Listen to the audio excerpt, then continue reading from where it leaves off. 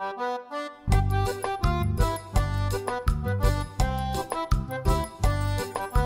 everyone, hope you're doing amazing today. We're doing really well, thank you. My name is Carolina Fonseca Jimenez. I focus on doing children's books that promote love, unity, and peace, and we interpret dreams. The reason that we're interpreting our dreams here is because that way we can connect with our subconscious. Now, we also share them every once in a while because that way we can connect with one another on a more profound level. So, okay, this week I want to talk to you a little bit about my experience with dreams personally, and hopefully that will help you. Okay, before we get into that though, I've got news. As you know, I have not seen my grandmother in 28 years because I was brought to this country at the age of 2 years old, and I have not been back to see her, okay? When I went back to get my residency, I had to stay at Ciudad Juarez, the border town basically, and I wasn't able to see my family. So okay, next week I go and I see her, and it's just going to be so incredible and amazing. I really have no words for it, but I will be sharing some pictures a little bit later. So thank you for all of your support. A lot of you have been really supportive through this process and these years of not being able to see them. So it's really such a blessing that I get to see them next week.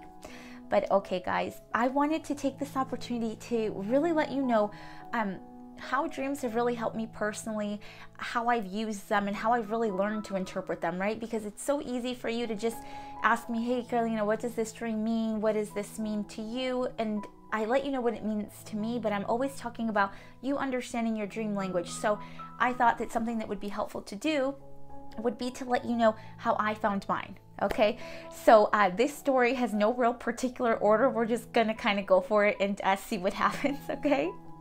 All right. So when I was really little, I remember having my dreams, right? Since the age of like 3 or 4, I remember having some very vivid dreams, okay? And whenever I was really little, around that age, most of the dreams that came to me were not happy dreams. They were typically nightmares, and I would just wake up being completely terrified, okay? So a lot of the dreams that I would have would actually be associated with beings of another planet, beings of another universe. They were like alien to me, right? And they really scared me. As a child, I was like, what is going on? Why am I having these dreams? They really freaked me out. Now, as an adult, I relate them to my experience here in America as an immigrant, okay? Because when I was little, I felt very disconnected. I felt that, you know, I wanted to belong here, but it's like I didn't officially belong. So it was just kind of that feeling. For those of you that are immigrants will understand that. And right, you feel like you want to belong here, but you feel like you don't belong here. And it's this constant battle of where do I belong kind of thing. So I associate those dreams with that because it reflected the same feelings that I was going through in my waking life. But I tell you that because when I would have these dreams, I called them nightmares at the time. When I had these kinds of nightmares, it really trained me to be able to wake up from the dream, okay? And in order to wake up, for those of you that have woken up on purpose from a scary dream, you know that you have to be very connected with yourself, and there's got to be this little jolt of wake up in order for you to fully wake up. So what would happen is I would be like just in my house, and then all of a sudden these like aliens or these beings would come, and they were always looking for me, and I was like, you know, I don't want to deal with them, I don't want to see them kind of thing, I don't want to connect with these beings, but they would always try to find me. So the solution in my dream world was, okay, let's just find a corner of the dream. And as a child, I would find this corner of this dream, and I would sit there, and I had to really focus. I had to really focus and connect with myself. And it was interesting because it was like this energy of wake up, but it wasn't me saying it. It was like I had to connect with myself, and I closed my eyes in the dream very tightly and just focus. Like it was this mental, very serious focus as a child, and that focus would like wake me up from the dream. So when I would finally wake up, I was like, thank goodness I'm awake, I'm away from those aliens because they really freaked me out, you know, that kind of thing. But the great thing about those dreams was that it helped me become more lucid in my dreams, and it helped me be able to wake up from the dreams, okay, which, as many of you know, will help you when you are having lucid dreams or where you want to create in your dreams, okay? So those were the kinds of dreams I was having when I was very little. Then later I would start having dreams about animals, and like many of you know, the videos that I've done before, we talk about the different animals, the symbols, and the interpretations that they mean. Like I tell you, whenever I'm talking to you about any kind of dream interpretation or anything. I'm giving it to you from my experience, okay? For those of you that know me, you know that I studied psychology, and a lot of my focus was on dreams and dream interpretation. I was very fascinated by that, and I studied Sigmund Freud and Jung. You know, I did that. But whenever I talk to you about the specific dream symbols and my dream story, right, it always comes from my experiences, okay? It's critical that we all experiment it, because not everyone's symbol is the same. So like example for the animals, right? Whenever I would dream of these various animals, what I ended up doing was, at first, some of the animals would scare me. Some of the animals would make me happy. All these different feelings with various animals, okay? But I kept writing all of my dreams down, and I would write down how they made me feel just because I was that interested in it, okay? And I remember just being in the dream and seeing this animal and having a feeling associated with the animal. The feeling has always guided me, okay? And I would write down my feeling. Then later I started noticing that in my waking life there were certain people that also made me feel that same feeling. And it was really interesting because I'd be going about my day, and then all of a sudden I'd meet someone, and that same feeling, that same energy reminded me exactly of the dream symbol of a particular animal in my dream. And I was like, what's going on? I'm like, that's kind of weird. But it was this kind of process that I would go through to understand that certain animals for me represented certain people in my life, okay? And I wouldn't have known that necessarily from just reading through it, because it's something you have to experience, and it's something that you have to feel. That's why I'm always telling you that your feelings, your emotions, they're going to guide us in understanding what your dream means and what your dream symbols mean to you, okay? So that's something that I did whenever I was little, that just helped me understand how I was feeling with these animals and how they reflected outward in my waking life, and how those feelings matched exactly, right? Those kinds of things, that's what really helped me understand that kind of symbolism and that kind of meaning, okay? Then once I would have those dreams of the animals, a lot of the time what would happen is I would have dreams of like my loved ones, like family, relatives, etc. And sometimes I would have dreams about them either being in pain, being in a sad situation, right? And what I used to do, I used to just tell the person, oh my gosh, I saw you in my dream, and guess what happened to you? This is what happened to you in my dream, and I saw this, this, and that. And you know what? I learned from experience that wasn't the best way to go about it, because what I ended up doing unknowingly, I was spreading energy of fear and insecurity. If the dream was a fearful one or a scary one or a sad one, I was spreading that energy every time that I would tell that person, right? And that didn't help them, and it didn't help me, okay? But it took a lot of trial and error for me to realize that the reason I was having those kinds of dreams, the reason I saw a family member sad or suffering or whatever, the only reason I saw that was just an alert for me to be ready and to be prepared to help that person, to either help them emotionally, to give them a hug, to just be there, to listen to them, that kind of thing. It was more of an alert for me, but again, I wouldn't have known had I not experienced it. And I'm telling you, lots of trial and error here, because I think I freaked some people out as a child, telling them, I had this really weird dream about you and this would happen. And what ended up happening was that then they'd sometimes think like, oh, that child is just kind of weird. But then sometimes they would really connect with the dream, and then it would affect them too much, right? They would run on that and say, well, that must be what's going to happen. But that's not what we're supposed to do with this, right? So anyways, I had to learn that those dreams that we have of other people, they are simply an alert for us to be prepared and to be ready to help them in any way that we can, okay? That's why in the other videos that I do, I tell you that it's best to use that as an alert for yourself, but not necessarily go and tell the other person, I saw this happening to you, I saw X, Y, or Z, if it spreads any kind of insecurity or fear, okay? But again, you are learning your own dream symbols. You have to experiment it your own way, so you do what you've got to do. But that's how I learned what it meant for me, okay? So then after having these dreams of my loved ones, all of these things, some of the dreams that would be just like sprinkled throughout my life are what I call the creative dreams, okay? The dreams where you're more lucid, where you can change things about the dream, you can create things in the dream. Those dreams, those are my favorite, but those are like my creative dreams. And like I said, they'd be sprinkled throughout my life. And what happens in these dreams is that I was aware that I was dreaming, okay? And like, I'll give you an example. In one of my dreams, I'm like flying above this island, and the island already looks beautiful. Like, the island looks beautiful. The ocean is completely clear and blue and just amazing. And while I'm flying, I'm like, wow, this looks beautiful, right? But for some reason, I'm like, but wouldn't it be even better if the ocean extended even further, or if there was a mountain on that side, or if I could see a dolphin or a whale? Like, my mind would just, be thinking and creating. And as I would think of wanting to see those things, they would start popping up. They would just be there. They would just be part of the whole thing. And at first I just did this because it was fun, and because I was like, wow, I can do this in my dream, I can do that in my dream. And literally, guys, it was just something fun for me to do, okay? But what ended up happening was that I started realizing that the more that I did this, the more that I practiced this in my dream state, when I woke up and during that week, I was just more creative. Like, the creativeness was like through the roof. I had different ideas. I wanted to do more artistic things. I wanted to just explore more, okay?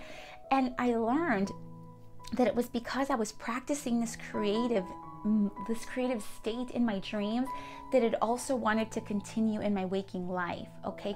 It's through these experiences that I learned that the two are very connected, and they're all one because they're all you, okay?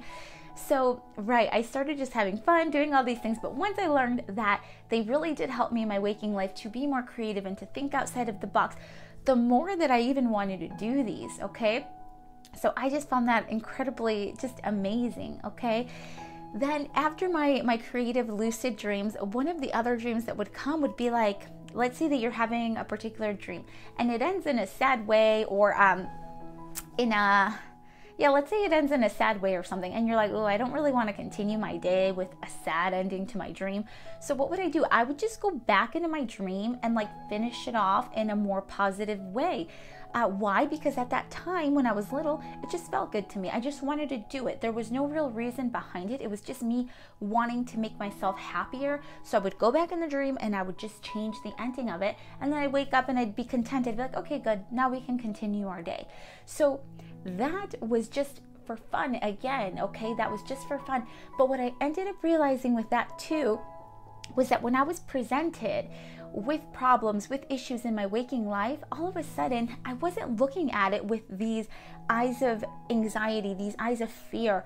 That was gone, and it was just like more loving energy and more creative energy as to how I could solve this problem. And as many of you know, I came to this country at the age of 2 years old. I didn't have any documentation. Eventually I had DACA. Now I have my residency, thank goodness, the whole bit. But throughout my whole life, I had to be very creative. I had to be very creative in what I did. I had to be very creative even in just building my resume. I did a lot of volunteer work. But the reason I say that is because I associate a lot of that stuff from my dream world. My dream world really has helped me and has helped guide me throughout my life, okay? And I never really fully connected with that until I just listened more, until I listened more to what I was getting in my dreams, in my dream state. So whenever I would go back just to change the ending to a dream, it started off just being for fun. It really did. But then I ended up noticing that I was not putting limits on myself anymore. I wasn't allowing certain things to just define me, especially like many of you know, as women, as minorities, whatever, statistically there are these like limits for school. They say statistically you're only going to get this grade point average, statistically you're only going to do this, statistically this and that, the whole thing. And it's like, when I would wake up, I'm like, no, like, why does that have to dictate anything? It wasn't a straight line anymore. And it wasn't like, this is my limit. It was like more questioning why. Why does that have to be the limit? It doesn't have to be my limit, right? But my dreams helped me realize that. And not only did they help me realize that, but they helped me really put that stuff into play and put it into practice. By me getting creative about the things that I was doing, getting creative in the people that I was meeting, and welcoming more people into my life because I was spreading more loving energy, okay? So started out just for fun, then I realized it was actually something that kind of went along with it, okay? And so it's just interesting to me because when I talk about these dreams, a lot of you just, you connect with one particular dream that you've had. You either have felt a lot of sadness in it, a lot of happiness, a lot of joy, whatever. It's like an intense dream with this strong feeling. And you're like, Carolina, what does it mean? I have this very strong feeling, but what does it mean? Okay. And really, that's just a wake-up call for you, yes, to listen to that dream, but also imagine if you listened to all of the dreams that you had and really connected with them and really worked on them like I have throughout my life. They would help guide you, okay? At this moment, sometimes maybe you only focus on that one dream, but if you keep practicing this, you're going to start realizing that the things that you practice in your dream state, they are going to reflect in your waking state because you are literally training your mind, okay? So that's basically it. That's kind of like my little dream story. That is how I've used my dreams and how I've learned from my dreams. Because like I've told you before, you know, you can study this stuff all day. You can read as many books as you want. But if you're not experimenting it, if you're not exploring it, then you can never really connect fully with it. So I encourage you to really listen to your dreams, be okay to explore in them and look at them with loving energy, because the more loving energy that you put out there, the more that will be in your dream state and the more that will be in your waking life, okay? And one of the last things that I want to tell you is the biggest shift, right? Like I've told you, I've used my dreams to help guide me throughout my life, okay? But there was always this little tiny thing, this little grain of sand, we'll say it that way. There was this little grain of sand of insecurity, even after receiving all of this information from all of these dreams and seeing it play out in such a way. The dreams that warned me of certain things, the dreams that connected me with certain people, there would always be this little grain of insecurity, right? And I was like, why is there always this grain of insecurity? Why is this holding me back, you know? And it wasn't until 2018 that I had to decide to let that go. I had to decide to let it go. And what I did was I said, you know, I let this go and I welcome more loving energy into my life. And I'm ready to accept more messages from the universe, from God, from my angels. And I know to some of you it may sound a little weird, and that's fine if it sounds a little weird, but I can only tell you the truth. And I can tell you this, that once I decided to get rid of that little grain of insecurity, everything else started falling into place. Why? Because I was welcoming more loving energy into my life. And with that loving energy comes loving people, loving situations. And, you know, I can only tell you from the experience that I've had. And now, you know, I finally have the opportunity to see my grandmother, and that has been a blessing within itself. And I know that that experience will be incredible. I will learn so much from it. You will, I'll share some pictures with you, but it's definitely going to be an experience that I just treasure, okay? But I wouldn't be here had I not listened to my dreams that helped guide me here. And I wouldn't be here if I did not let go of that little grain of insecurity, okay? Because once I let that go, I did my first little book, Lupita and the Magic of Mexico. We're working on our second one. Oh, and guess what? For Day of the Dead, I'm going to be part of one of the festivals here in Raleigh or Cary, I can't remember, but I'll keep you posted on that. And then before that, July 27th, which is on a Saturday, I've got like a 3-part thing that I'm doing, okay? All right, so for those of you that know kind of like my daily job, I'll be doing a talk about the importance of taking care of climate and earth. That'll be one of the things I do here at this conference, and it's a conference for women. The second thing I'll do is I've been invited to talk about my book, Lupita and the Magic of Mexico, which will be incredible. And then the third thing is I'll have like an actual stand there with my book and everything. So I say that because I'm excited about it, but also I say that because, guys, it's, again, these things are just happening and just coming into my life because I've let go of the insecurities. I've let go of all of that. And now I'm just accepting loving energy into my life. And I want to spread that same thing to you. I want to spread love, unity, and peace. So if there's anything that I can do to help you, please reach out to me. I want to support you in any way that I can. I send you love, unity, and peace, and we will be in contact. Okay, bye, guys.